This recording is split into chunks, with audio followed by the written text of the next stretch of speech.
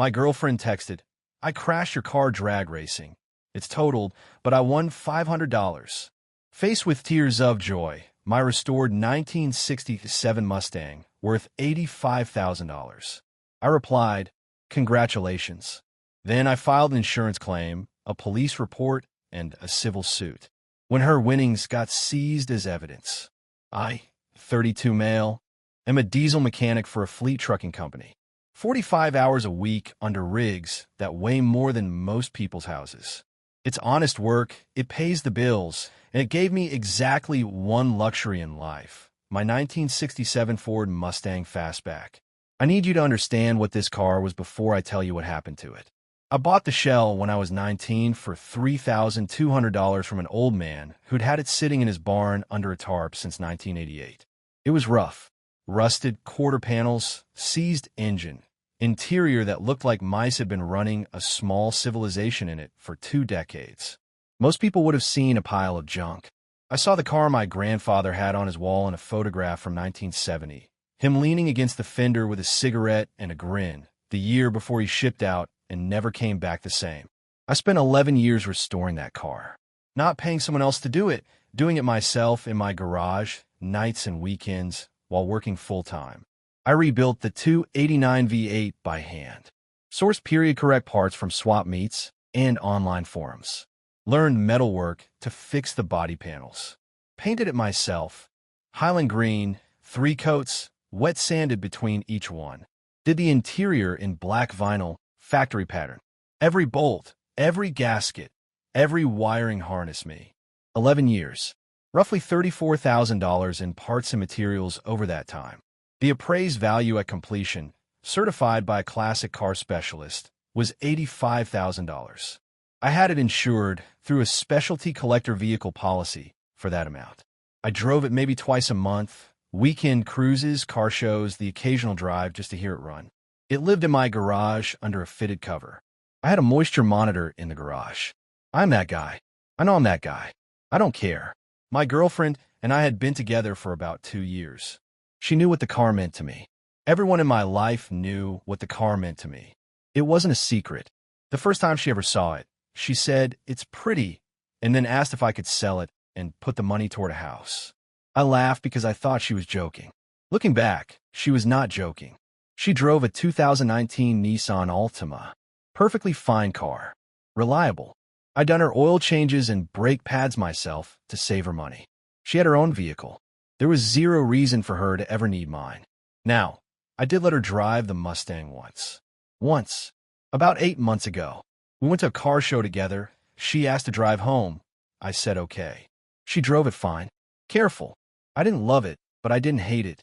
In hindsight, I think that one time created a sense of entitlement in her head that she had standing access. She did not have standing access. She had a spare key because she had a spare key to my house, and the car key was on the same ring. That's it. 3 Saturdays ago, I was at work pulling a double shift.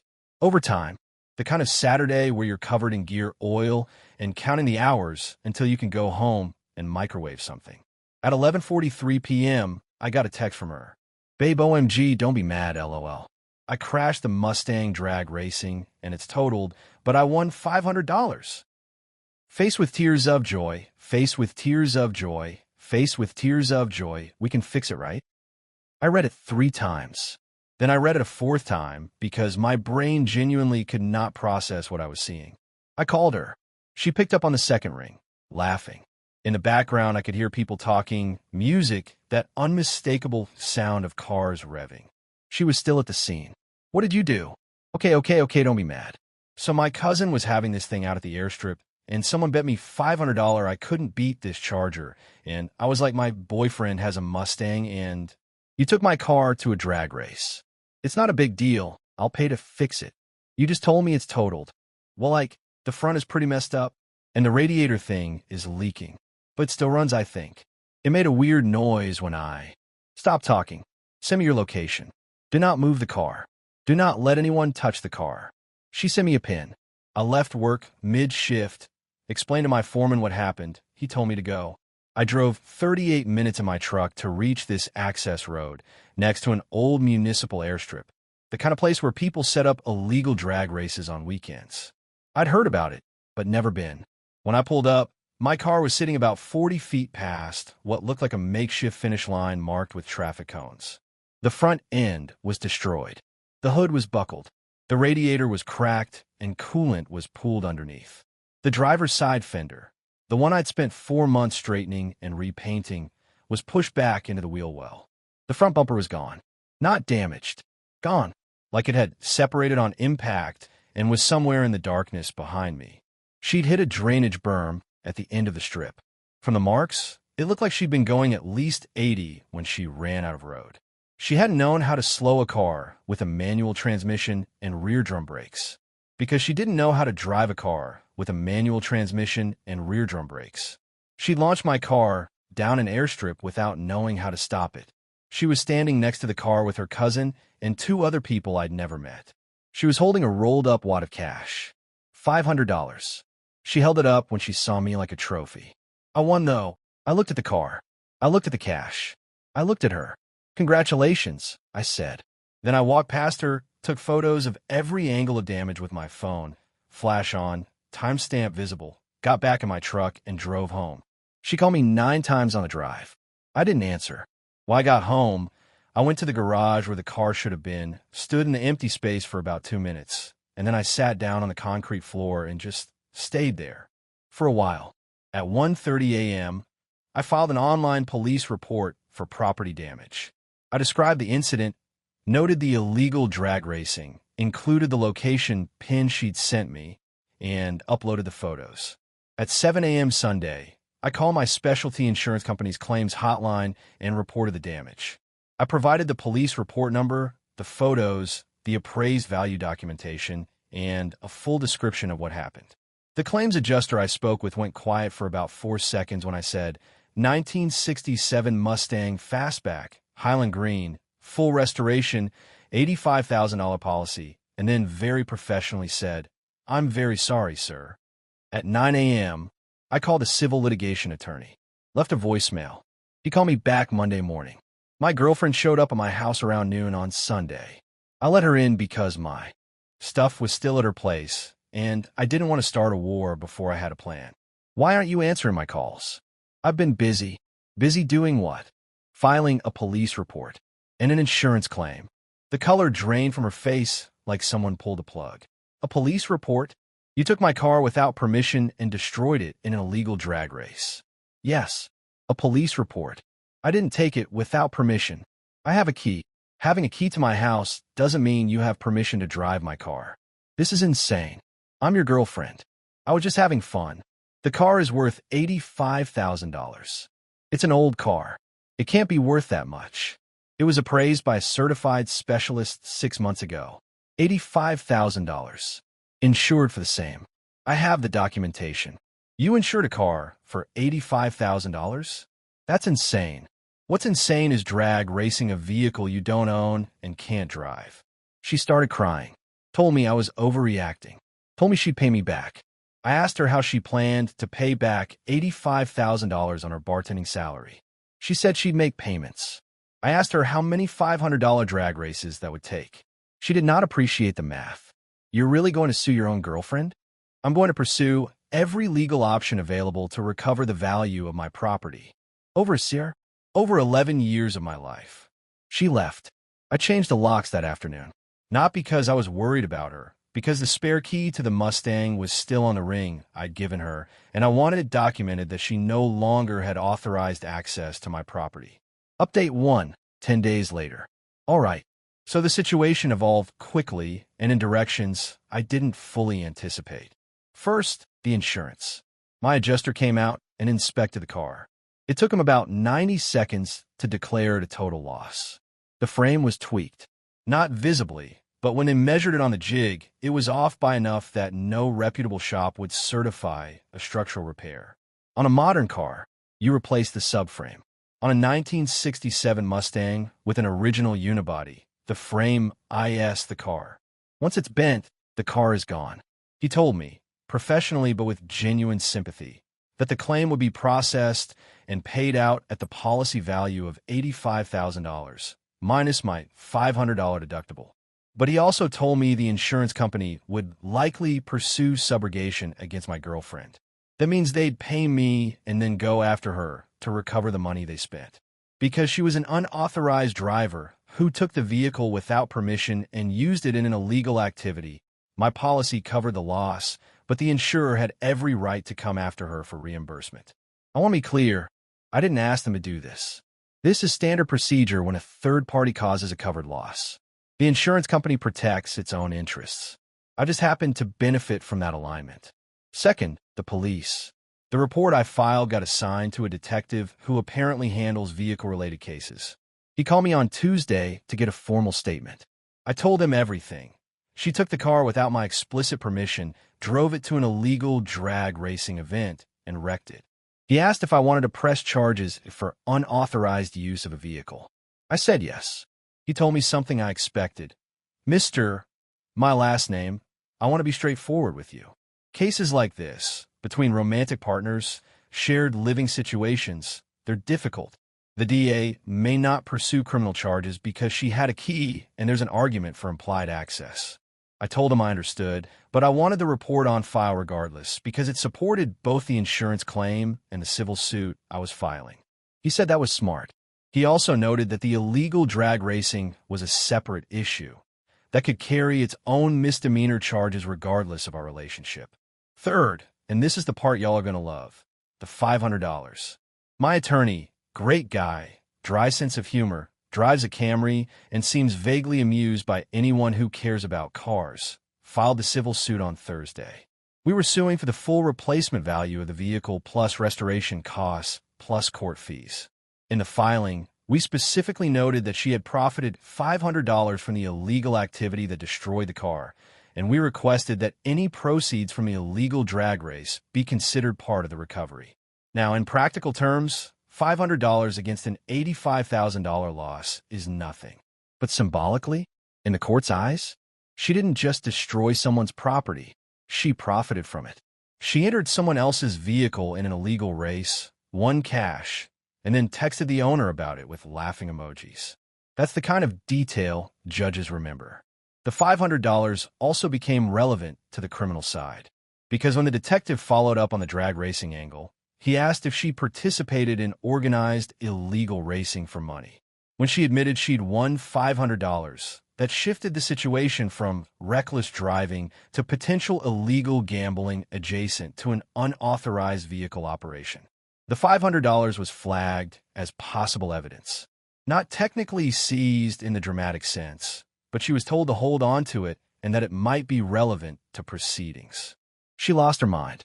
Her cousin, the one who'd organized the drag race, called me. I'd met this guy twice. Both times he'd been wearing a flat brim hat and talking about his Subaru WRX like it was a spacecraft. Bro, you need to chill with the legal stuff. It was just a race. Cars get wrecked all the time. Not my car. She's family to me, man. You're hurting her. She destroyed 11 years of my work. It's a car, dude. You can build another one. I hung up. I actually hung up. Because if I'd stayed on that call another 10 seconds, I would have said something I couldn't take back. Then came her mother. Oh, her mother. This woman called me on a Saturday morning at 8 a.m. I'd met her several times. She'd always been pleasant enough, in that way where you can tell someone is being pleasant because they've decided to be, not because they naturally are. I'm calling because my daughter is a wreck, and I think you owe it to her to at least have a conversation. Ma'am, there's a pending legal matter. I've been advised not to discuss it directly. Legal matter. Over a car. Don't you think that's excessive? The car was worth $85,000. I don't care if it was worth $1 million.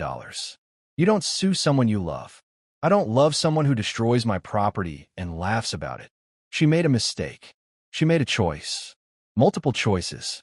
She chose to take my car without asking. She chose to drive it to an illegal race. She chose to enter it in a competition she didn't know how to finish. She chose to text me about it with laughing emojis. None of those were mistakes. They were decisions. You're going to ruin her life. She's going to face the consequences of her actions. Those are different things. She called me cold. She called me vindictive. She said her daughter deserved better. I agreed. She did deserve better judgment than she'd shown. We were apparently not talking about the same thing. The next day, her mother tried a different angle. She called my mother. My mother. The two had met at a barbecue I hosted the previous summer. Apparently, her mother cried on the phone and told my mom that I was destroying her daughter over a stupid old car, and couldn't she talk some sense into me. My mom, retired ER nurse, 5'2", takes zero nonsense from any living human, called me afterward and said, "I told her that you spent 11 years building that car and that her daughter shouldn't have touched it." Then I wished her a good afternoon and hung up. Do you need anything? I made chili. God bless that woman. Update 2, 4 weeks later. The legal machinery started grinding, and it ground hard. Let me break down the 3 tracks that were all running simultaneously, because this is where the consequences started stacking on top of each other. Track 1, the insurance subrogation. My insurance paid out the claim. $84,500 after the deductible. That money hit my account on a Wednesday, and I sat in my truck during lunch and stared at the deposit notification for about 5 minutes. It wasn't enough. $84,500 doesn't replace 11 years of weekends in a garage. It doesn't replace the sound of that specific engine turning over. It doesn't replace what that car meant. But it was the financial piece handled, and I was grateful for it. What my ex didn't realize yet was that the insurance company was now coming for her. They assigned their own recovery attorney to pursue subrogation. This wasn't me suing her. This was a multi-billion-dollar insurance corporation suing her to get their $84,500 back. They sent her a formal demand letter about 10 days after the payout. I know this because she called me screaming, "Your insurance company is suing me for $84,000, $84,500, and technically they're seeking recovery, not suing. Yet, this is your fault. This is their standard process when an unauthorized person causes a covered loss. I can't pay $84,000. I make $31,000 a year. I know. So what am I supposed to do? Get a lawyer?" She hung up. I think that was the moment it actually hit her, that this wasn't going away, that it wasn't going to be resolved by crying or having her mother call people. A corporation was after her now. Corporations don't care about tears. Track 2. The criminal case. The detective followed through. The DA's office reviewed the case and, as predicted, declined to pursue unauthorized vehicle use charges. The relationship angle made it murky. She had a key. She'd driven it before. The implied access argument was enough to create reasonable doubt. I was disappointed, but not surprised. My attorney told me it didn't matter for the civil case. But, and this is important, they did pursue charges related to the illegal drag racing. It turned out the airstrip events were already on law enforcement's radar. There had been noise complaints, reports of property damage from nearby landowners, and apparently a minor accident 2 months earlier that never got reported. My police report gave them a documented incident with a named participant, photos, a location pin, and a dollar amount exchanged. My ex was charged with reckless operation of a motor vehicle and participating in an illegal speed contest. Both misdemeanors.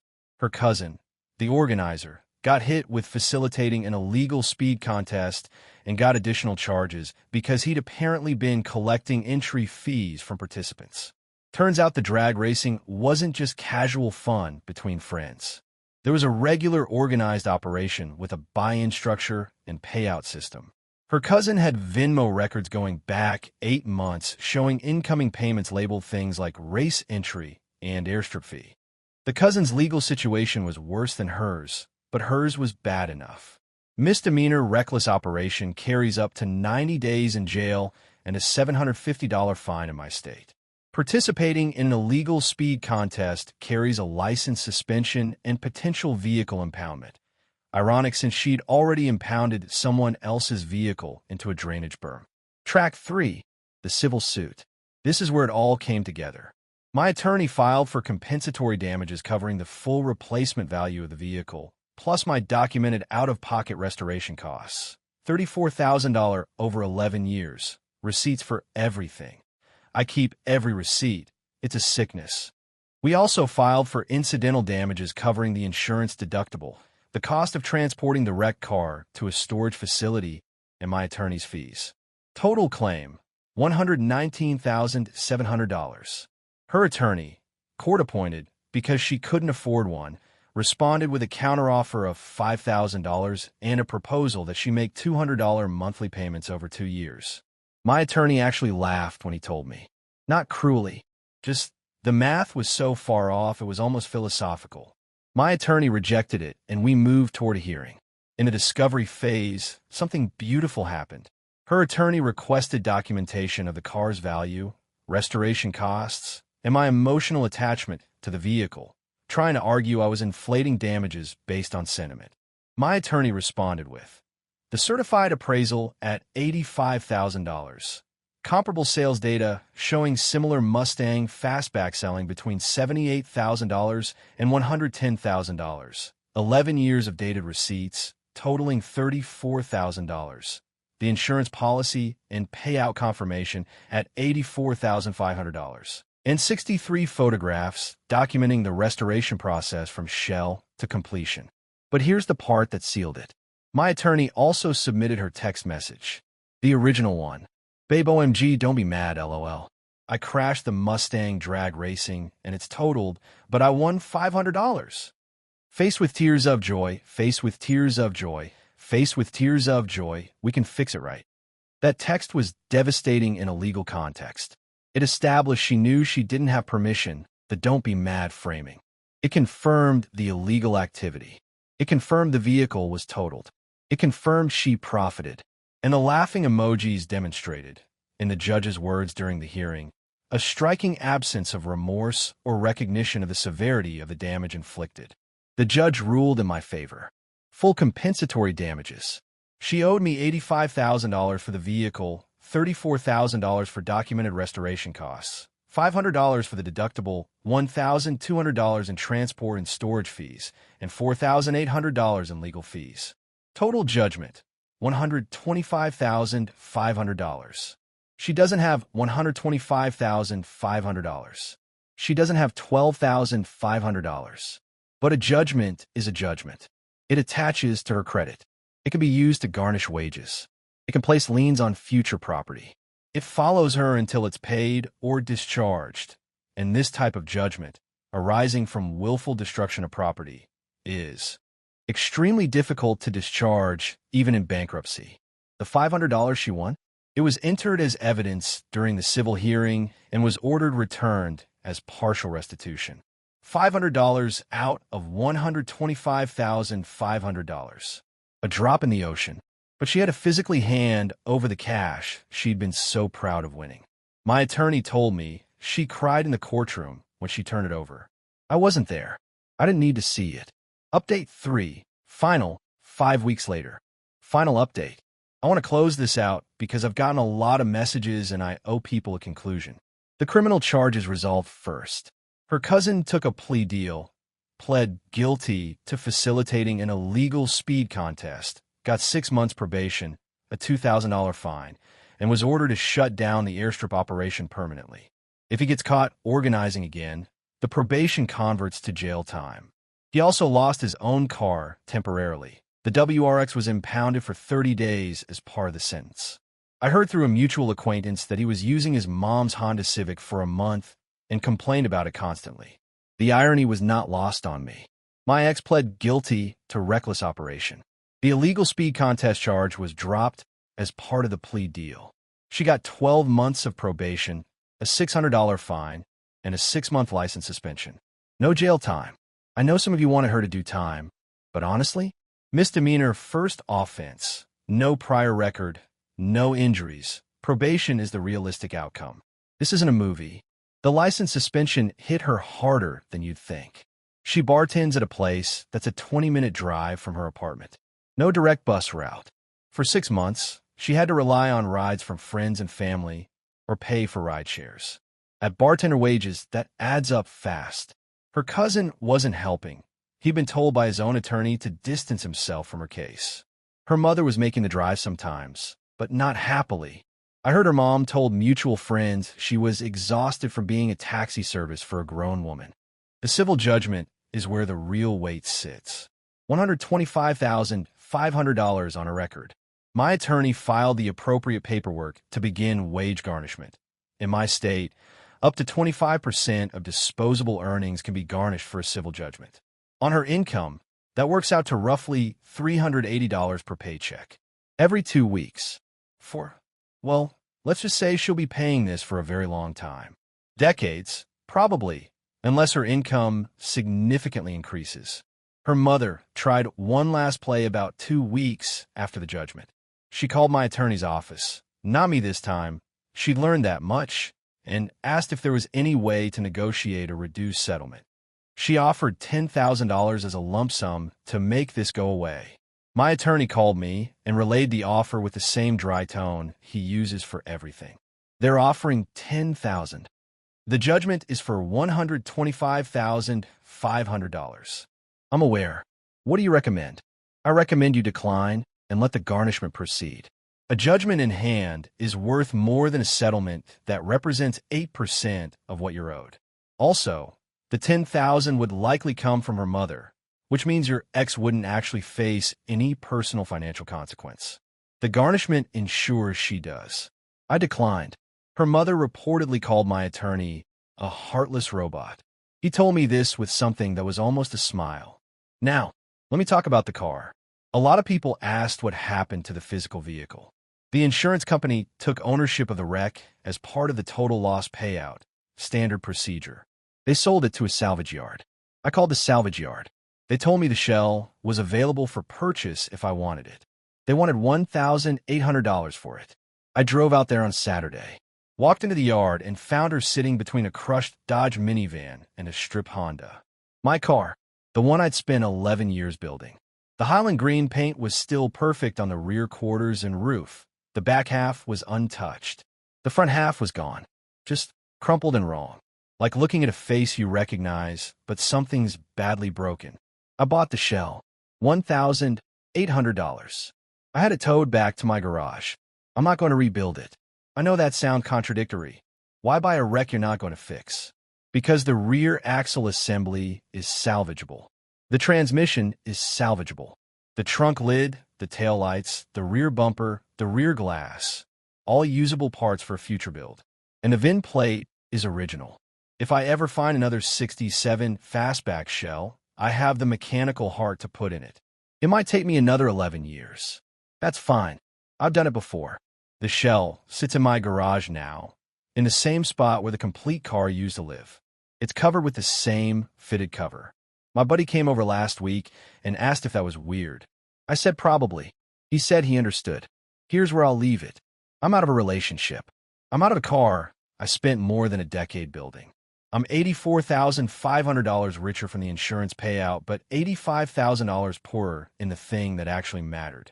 A civil judgment with my name on it is going to follow a 28-year-old bartender for the next 20 or 30 years. Her cousin's little racing empire is shut down.